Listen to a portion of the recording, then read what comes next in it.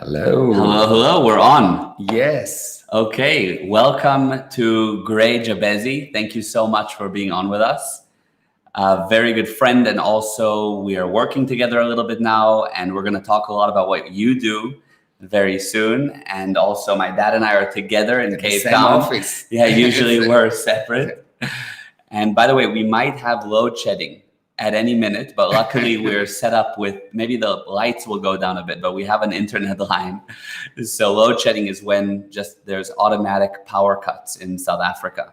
And so we might have one of those in the next few minutes. Every day there are like 5 hours now of Yeah. no electricity, and it's crazy. Yeah.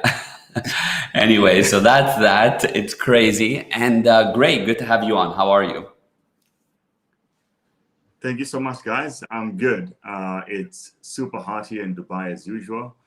And it feels a little unfortunate that I will be in South Africa in like 2 weeks or so. And then I'm so scared of the whole load shedding situation there. It's not good. Yeah. It's annoying. It's annoying.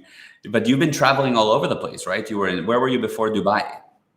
I was in Serbia, then London, then Dubai, then back to London, then Italy, then London, then Dubai. So it's a lot of back and forth. Yeah. That's amazing. And it's all been for crypto. It's all been for different conferences and different things around crypto. Exactly. Yeah. Right now, crypto is really, really hot, and we have seen so many institutional investors coming on board. A lot of people trying to sort of wrap their heads around it at all levels: governments, private institutions, and just wealthy individuals. So yeah, in conferences as well. Amazing, amazing. So let's talk a little bit first about what you do, just for people that are on, because I know for years now that you've been into crypto, and I've just seen over the years as you've gotten more and more involved and growing like crazy. Oh, there we go. We just got a load shedding. No electricity. No electricity, but luckily we have a light and we have internet still. So yeah, basically I've seen that you've really gotten more and more involved. And of course you invest privately, but you also have a whole crypto university where you teach people how to get involved. So tell us a little bit about your history and how you got to where you are now.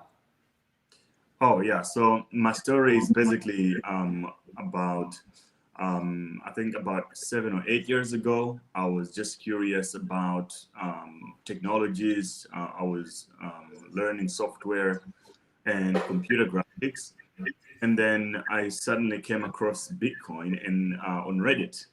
So at that time, I did not believe that you could have something. I mean, in simpler terms, we could say you could not copy and paste digitally, because we used to say, okay, the hardest thing in computers, the hardest problem to solve is not to copy and paste, because computers are good at that. So when I read it there was an AMA with Bill Gates on Reddit, and people were asking him about Bitcoin. Then I came across it there. I did a little bit of reading. Then I didn't believe that it's real until I interacted with it. Then I was like, oh, this problem was actually solved. And then I looked more into it. I learned a lot about the finances and the economics of it. Then I realized how it was appealing to me, because I remember at the time I had saved up a little bit of money that I wanted to invest in. But whenever I tried to invest in stocks or whatever, it was either I cannot invest in those stocks. I wanted to invest in Facebook at the time, at Tesla. But I couldn't invest because I was in Africa, and these American companies, we needed a broker. It was kind of too complicated. And also, if I wanted to invest in like startups, I was being told that, oh, you're not an accredited investor to invest in these early startup companies. So when Bitcoin came through, I was like, this is like the passport of money. Once you have this Bitcoin, then you can literally just do whatever you want around the world. So that's really what struck my interest with it. Well, what year was that you came across it and this all happened? I first came across it in 2013, 2014. And right. The funny story is that all the Bitcoins that I bought on that day, when I came across it, I lost all of them. That was like 20 or 30 Bitcoins or something, which now is like 30 million Rand. It's insane. Yeah. Wow. Yeah. And that's around when we met, was somewhere around 2014. Exactly. Because I remember you were starting on that, and then you started up a YouTube channel, and it's got 120,000 subscribers now. Is that right? Exactly. Something like that. And Exactly. so, and yeah. Yeah, on the YouTube side, I was like curious about this thing that I still used to work, and I was running my own little business. So at night I would be doing all this crypto stuff, and then you get a little lonely. Even today, not many people are into cryptocurrency as much. So I sort of found my own community online where we just used to go live and talk about this stuff. It wasn't really like a YouTube project, but then the more I learned about it, I just became more passionate about sharing the knowledge and I was finding out some really cool things to do with your money and how you can sort of find loopholes to get the Bitcoins. So that's how the channel started really. And now it's like the largest in when it comes to cryptocurrency. Wow, that's amazing. Amazing. Yeah, Very amazing. well done. Yeah, super well done. So where can people learn from you? And then we'll get into talking to Meir, but where can people find out more about you and what you offer? Oh yeah, the best place to go is Crypto University. Crypto University is the largest learning platform in the world when it comes to cryptocurrency learning for retail investors and traders. Wow. If you learn how to trade, if you want to learn how to invest, it's the place where you find everything you need in one place. It's called the domain name is cryptouniversity.network. But we also other interesting things there. We have free courses on blockchain technology. Free courses on other things like Ethereum smart contracts and many other things as well, like gaming. We have now NFT gaming, which is people can play games and earn money today with what we call play to earn. So we have a scholarship going on in there. We have invested hundreds of thousands of our own money to encourage many people to come into this space. So yeah, Crypto University is the best place to go. YouTube is Crypto Hustle. Okay. Amazing. So is that right? Cryptouniversity.network? Correct. Perfect. Amazing, amazing, amazing. Great. Good. So that's incredible. Well done. And you've Very actually, well done. Yeah, you've met. you've met. You've done interviews together. That's correct. Yes. Yeah. Yeah. So it's good to reconnect all over again. Exactly. And we kind of got you on because we said, yeah, okay, maybe do you have some questions for Meir? And let's kind of hear, with all the success, what are the challenges that you have and that you would like to kind of, Or your followers have. or your followers have. Exactly. It could be you or or your followers. For sure. Yeah. So Meir has been really a great distant mentor to me, from when we used to do the podcast. He helped me understand a lot of things and answered a lot of questions. Some of those kind of questions that people typically just ignore when you ask, or just say, everything will be okay. Meir sort of has this systematic, pragmatic approach to problem solving. It's like he breaks it down into, a grain of salt that you understand what you're dealing with. So, True. I mean, things were different for me then, and a little different now. So the questions that I have, one of the things that I've been struggling with is scaling, or I'm making adjustments. So especially with like financial value, how you perceive value in money. So a few years ago, I couldn't, maybe my rent, my monthly rent was like $400, right? Now I'm spending $400.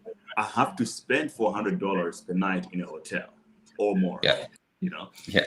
And I still have that thing that be like, $400, that's like 6,500 rand, and it makes it very hard for me to know whether if I spend that money, am I being crazy, or it's the right thing to do, or where am I? It's hard to find my place in life, because I still have my background that still reminds me of how much $500 is.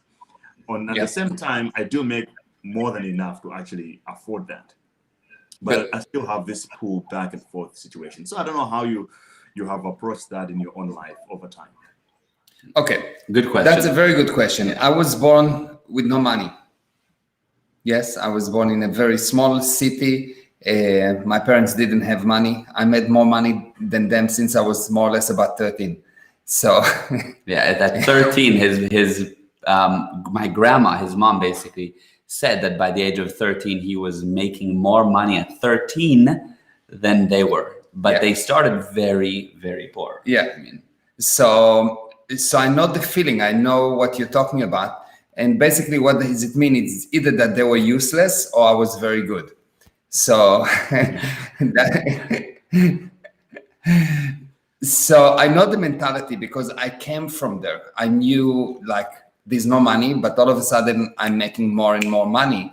And the way that I've handled it is to have very close records of what I spend and what I make. The more I made, the more I insisted to have statistics. So the more I managed my life based on the numbers and not based on the feelings. Because the most dangerous situation for a person is financial situation, the most dangerous, more than going bankrupt, more than having no money, more than anything, is when things go really well very fast. Because you lose control over the spending versus the making. And that's the handling for that is having very specific statistics. You need to have in front of you graphed at least once per week, minimum, how much you have, how much you spend. And if the distance is big enough, that's fine. What you need to do is to increase it. Don't say, oh, I'm making so much, so I can decrease the distance between the making it and the spending. Because before you know it, if it starts to go down, it will cross and you will make less than you spend. So the answer is numbers. You have to be, if you want to relieve yourself from the problem of the past, you need constant proof in the present that actually everything is okay. Wow, that is amazing. That this is exactly what I was talking about. Like that's just gave me a lot of clarity now. That okay, I should just have a ratio of income to expenditure, and if it's good enough, then I probably used to spend more money back then if I looked at the ratio of the previous earnings. But now the numbers are just bigger, so it's more like an emotional call, like you say. So you're right about that.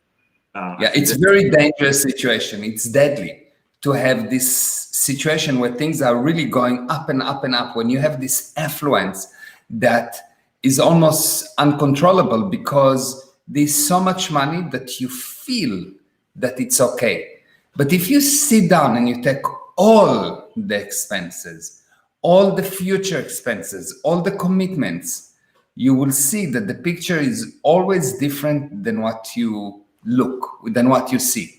At one point, you make so much money that it's not important and you can let someone else watch those numbers. And then you can move to just look at that once per month and it's fine. Because the further you are from the handling of the money, the longer the time that you need to look at in between. But right now, where you are, once per week, I will look at the numbers. Right. Simple two numbers. Just overall, how much money I make this week. Overall, how much money I spend this week. That's it. Right. Thank you so much for that. And the next question that I have is how do you, you have run companies of millions of dollars, hundreds of millions. How do you know what's important? Because now I have like a team to manage, everybody have their own thing. Then I also have like external partnership in the business, and then I get overwhelmed with messages all day that I have to respond to. And then I also have to sort of be in social media with today's world to keep up with what's going on. I have to create content, and everything is important. And sometimes I get paralyzed by, I'm like, am I doing really the most important thing, the right thing, or I'm caught up in this haywire of the mess that I've created? Yeah, that's a very good question. And the question is divided to two. First of all, the principle. In order to gain control over everything, you must causatively decide which things you leave uncontrolled. If you don't do that, you will not control anything. You see, people that want to control, they have this fake reality that they need to control everything. You need to sit down and make a list of what are you going to control and what you're going to positively leave uncontrolled. Yes, you know it's not ideal, but I decided it's uncontrolled. Now, how do you decide what control and what's not? It depends on the stage of the business, but generally, anything that brings income must be controlled because control equals income. That's number one. Number two, administration must be controlled. You have to control the administration. Once the income is handled, you must control the administration, and then you must control the delivery.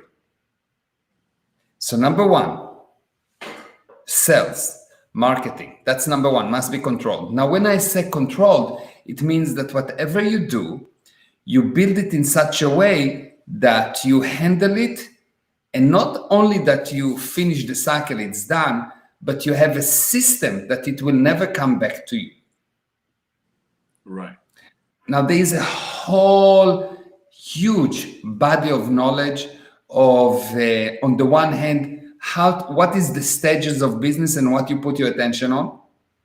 There are 7 stages in business, any business, and you need to put your attention on one piece at a time and then leave the rest uncontrolled.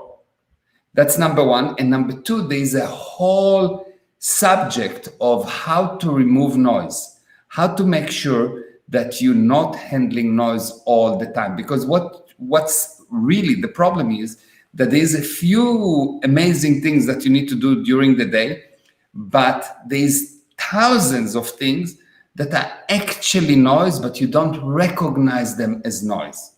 For example, people coming to you and just calling you and saying, hey, what should I do here? And you need to answer it. They give you questions that they need to ask themselves. They give it to you. Right. Happens all the time. Yeah.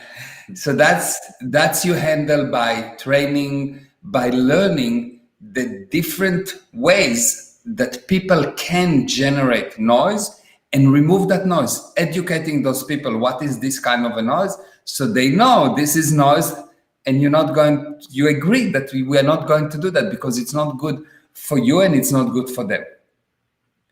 So the handling, the full handling, the immediate penado, the first aid is decide I'm going to leave those things unhandled and I'm going to handle only those things. I'm going to control only those things. The rest is okay. I'm not trying to be perfect. I'm trying to print money. It's different, 2 different things. So this is what I'm going to control, and those things I'm not going to control.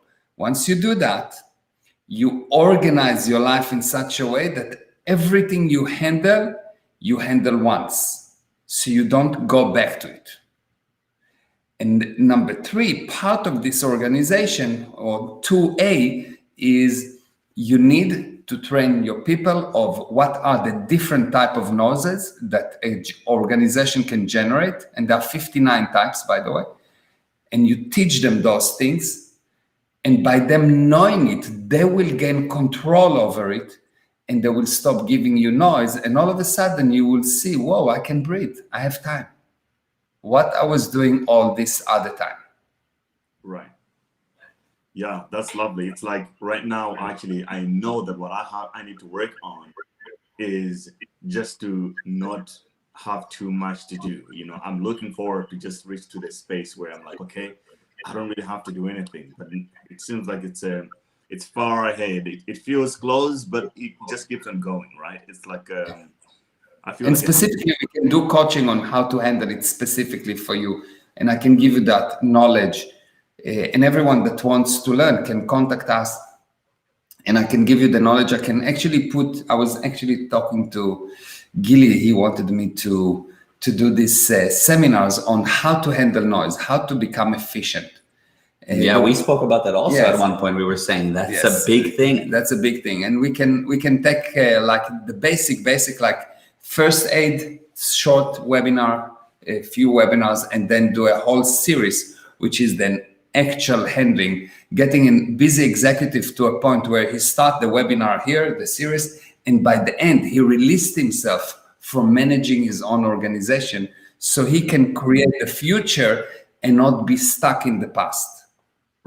Right. Yeah, and would that be something that staff should also know, like Everyone. be on? So Everyone. you would get the executive to watch, and all And the staff need to have be trained. because if only the Yeah. executive knows that, Yeah, then he will be a weirdo. Yeah, Because he will talk about things that they don't know, and he's a weirdo for them now, and yeah, just damage. right. I see. That'd be amazing. Yeah. So just as one question off of Gray's, what is one thing that typically people can leave uncontrolled a little bit more? You have the impulse to control it, but you need to just be like, it's going to be fine. I'm going to step back and work on income. Okay.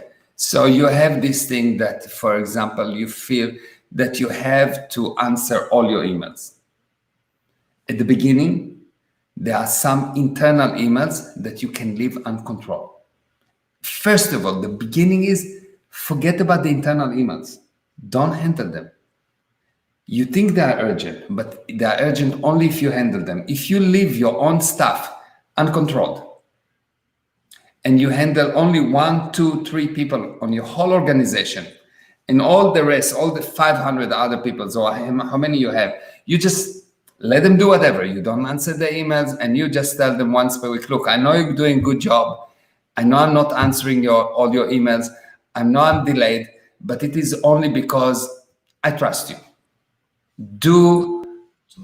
Just do the basic things. Is your job is to reduce the confusion in your area. Wherever you are, your job is to reduce the confusion. Whatever you do, if you think, should I do that or not? Does it reduce the confusion? Does it make things faster? If yes, do it. You have my authority, just go for it.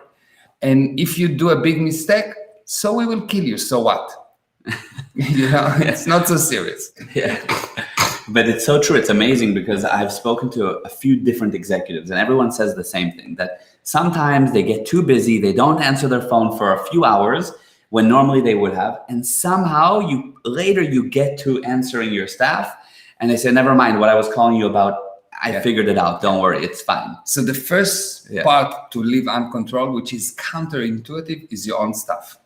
Mm-hmm. You take one person that really you need to be in communication with him, within the organization, maybe 2, and all the rest, just forget about it. Mm-hmm.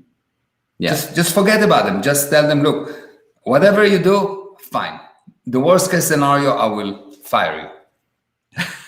Yes. It's the truth. It's the truth, because even if they ask you, if they cannot make it go right by their own, you will fire them. It's just you make the process faster. Right. So can I ask one more question, Gal? Of course. Yeah. Ask as many as you want. It's fine. Go for it. Okay. So at a personal level, I was speaking to my friends today about this actually. So running your own business give you a good set of freedom that you can do anything you want at whenever, right? And this is kind of like one of the motivating factors for a lot of people to start their own ventures. As you go, then you also realize that it becomes a little prison that you create for yourself, that you need discipline to make it work, because you can't just wake up at any time. It now becomes a job. It used to be like this fun thing that you used to do whenever. Now it's a job. You need to show up on time and what have you. How do you get about creating self-discipline to be able to do things on time and how they're supposed to be done, when you also have the freedom of not doing it without any real consequences? Okay, good. So I will tell you something that might seem weird, but if you work with it, you'll see that it actually works. You first of all have to understand, what does it mean, freedom? Okay? Freedom do not mean that anything is allowed. If anything is allowed when we have freedom, I can go out in the street and someone shoot me. It's freedom. Yes? Freedom actually come with a list of barriers. And otherwise it's not freedom, because you have nothing to be freed from. Right. Okay? Yeah. However, freedom and barriers, when you have those both together, give you a certain purpose, a strong purpose. So the fuel comes from the freedom to overcome the barriers. The fake reality is freedom means no barriers. If you have no barriers, you will have no purposes. I'll give you an example. You take a waitress, okay? So she has very little freedom because she has to be at a specific time, etc. But she has very little barriers. The maximum that she needs to do is to write down the order and to bring it to her people. And she has very small purpose, which is to serve the next customer and hopefully to finish the month and pay the rent. Now, I'll take a busy executive. Let's take the lawyer of the top lawyer of the biggest company in the world. He has huge freedom, huge barriers, unbelievable amount of barriers. He has strong purpose to make this Apple a successful company, but he has an endless amount of freedom. He can go to eat lunch in London, and in the evening to be back in New York, and he can decide to do whatever he wants, and he has so much support. So how do you fix a person that feels that he cannot handle that freedom? Find out where he lost his purpose. Recover the purpose, because there is somewhere along the line that your purpose has been lost. And from going towards this purpose, you're now going towards answering emails or handling these people or doing that or looking good or something else that actually, because you lost your purpose, now they're not real barriers for you. You have enough money, you have enough. If you didn't answer, nothing will happen, blah, blah, blah. So you are now cannot actually have freedom. And it's totally counterintuitive because you think, if I want freedom, I need less barriers. No, you want freedom, more barriers, bigger purpose. And it's totally counterintuitive. And if you don't really figure this thing out, your purpose in life will become to have no problems. No, if you love success, be a radar for problems, be a radar for barriers. Look for barriers. I'm looking for barriers because when I come, if there's a barrier, I come, I have a strong purpose to overcome those barriers. What is my reward? Freedom. Right. So now freedom becomes this kind of like an earned sort of level for fulfillment, so to speak, right? That comes after completion of some task or challenge. Exactly. So you need to find where you lost the purpose. So your task will be towards that purpose. Because right now your task is not towards that purpose. 99% of your day, your task do not forward you 1 millimeter towards your purpose. They actually take you away. So you feel that you don't have freedom. You are locked in a jail. Yeah, because you have to do those things for nothing. Absolutely. It's like just because I have to answer these people. But if you look a year back, and I'll tell you, take all the list of the things that you've done and how important they were, not important. You thought at the time they were important. That's why you've done them. You're busy, but still you did them. But they're nothing. Absolutely right. They're nothing. You did not decide, this is my purpose. So you've done random action that did not forward you towards the purpose. If you have that purpose fully defined, you will see anything that will come that is not aligned with that purpose, you'll throw away. Imagine you're in a car, you're going to save your son. He's about to die. And you're going towards the hospital, okay? And the purpose is to save your son. And now all of a sudden, there's a dog that's barking on the side. And you say, I'm going to handle the dog. To do that, you have to forget the purpose. Right. And now you start to handle the dog. And while you're handling the dog, you discover that the city do not handle the dogs properly. So you now go and handle the city that don't, and you do all kind of sub-action that has nothing to do with saving your son. Your real purpose is dying, literally dying, and you handling dogs. And most people, most of the time, handling only dogs, not going any closer to the actual purpose because they never define the purpose. So they're very easily strayed towards stray dogs. Stray dogs. Yeah, that's a very good way to put it. Yeah, that is another good way of deconstructing these problems, because when you have them in your head, they just feel like it's this gloomy, weird challenge you have to deal with, and you're like, oh, nobody really has the answers to this. It's my life, and who really understand? But it's good that you're, anytime I speak to you, every time you sort of you come up with really real tools for me to sort of overcome the obstacles. So thank you for that, and thank you again for tonight for doing this with me. Thank you. Yeah. Absolutely, and thank you for being on. And of thank course, you. And we had lots of comments here. Yeah, lots of people wrote in. I saw. Wow, so good, amazing.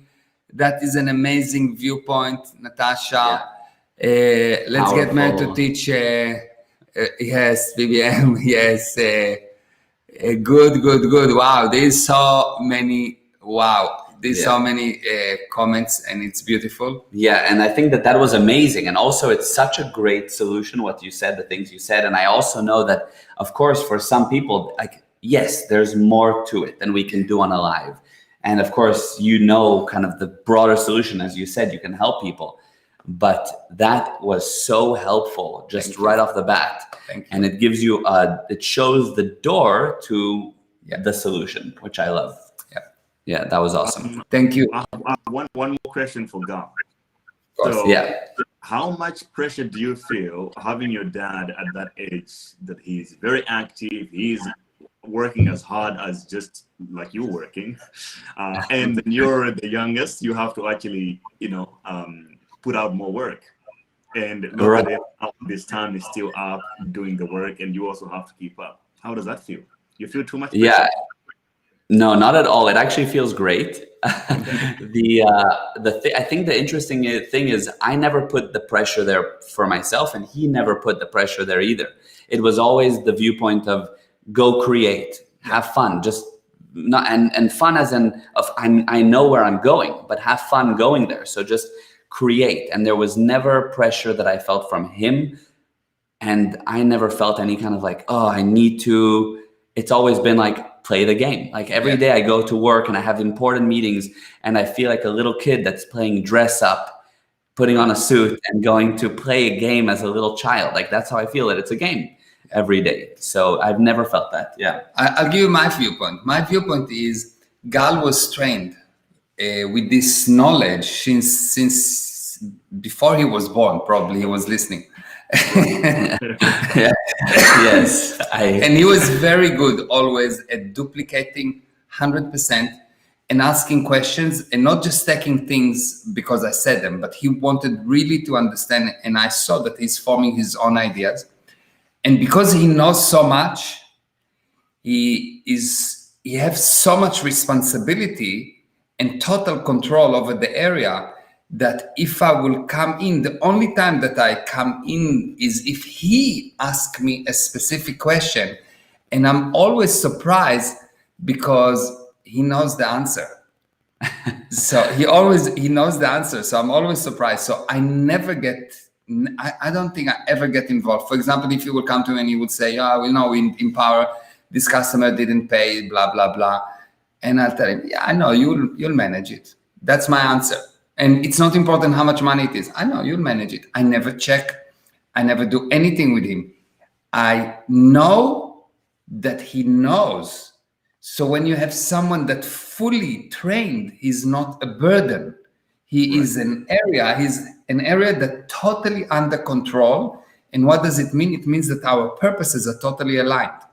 So it cannot go wrong because our purposes are so aligned, because we know exactly what's the purpose. We have the knowledge, and obviously the control just show up. So when you fully control something, it's effortless.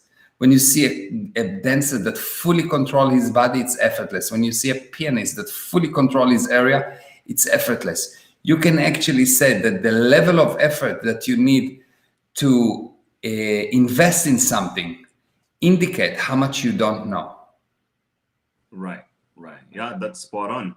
I think it's just a good, you guys, the way you set up is just a good model to have. That I'm sure it makes it harder for Gal to fail, because he has a lot of knowledge behind him. He's always looking, and the inspiration, like you're always in shape, so I'm sure he's always watching. Okay. I'm like, I need to be there when I'm almost 60. Oh my God.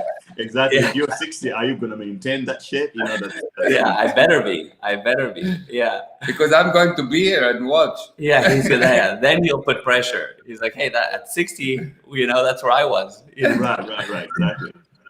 Yeah. So, but a great question. Very, Yeah. very good question. And by the way, there was someone here on the chat that said that they would like to learn more about crypto from Grey.